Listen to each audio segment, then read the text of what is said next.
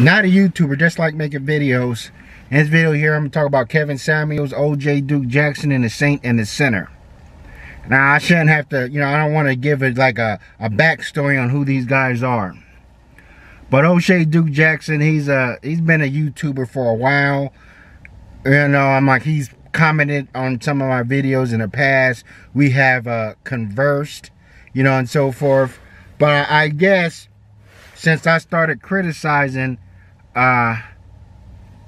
his content, which has become almost 80% of celebrity junk, and I really didn't criticize it. I just made a jab, Sometimes I do that, Even with YouTubers I like, I may take little jabs here or little retorts, just like New Possibilities. I made a video, I made a response video to him. It don't mean nothing, but I guess after that or something, Oshay Duke Jackson, he stopped, messaging me and so forth. But okay, let's get to the topic at hand. I'm like, Oshay Duke Jackson, I'm like, he has to take the L. I'm like, he has become such a somewhat of an Igor to Kevin Samuels' channel, and I'm really kind of seeing who Kevin Samuels is. I like a lot of Kevin Samuels' content, but I think that Kevin Samuels is a guy that's trying to wear too many hats. Kevin Samuels, he started off kind of sort of critiquing men, and his channel is about the type of fragrances men should wear, what kind of socks you should wear with your shoes, what kind of shoes socks go with what kind of shoes, and so forth. So he was an image consultant, and now he's kind of like a marriage consultant or a relationships guru. I don't know. People are coming to YouTube wearing all kind of different hats.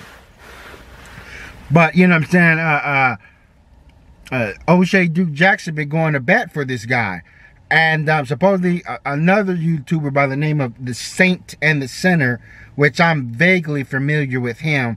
The Saint and the Sinner, this guy, he's like a wonder boy.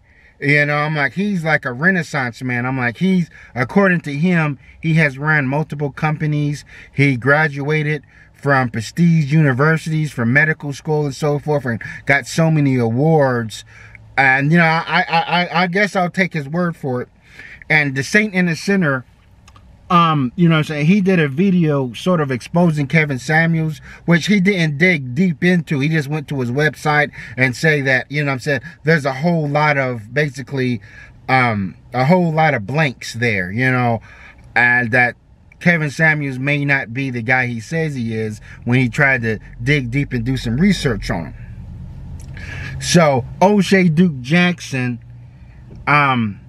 reacted to the Saint and the Sinner, and instead of just debating his points, instead of having somewhat of an intellectual video or some sorts, it was just a whole sort of a roast, a roast-a-rama and so forth, because that's what black men do.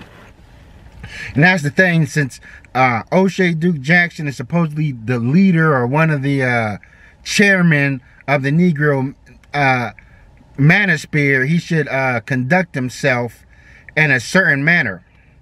So the only thing Oshay Duke Jackson did was find some video of the Saint and the Sinner with some white girl, and you see the white girl from behind, from like, 200 yards. All you see is the back of her, and he just made this kind of like this rudimentary roast video. It's like, I couldn't even watch the video. I just turned it off. I'm like, yeah, man, this ain't, this ain't nothing very mentally stimulating. I'm like, he's not breaking down his points or saying anything of any value in his video. So the Saint and the Sinner reacted and went back and roasted Oshay Duke Jackson, a bunch of ad hominem attacks, and talked about his looks and so forth, just that whole,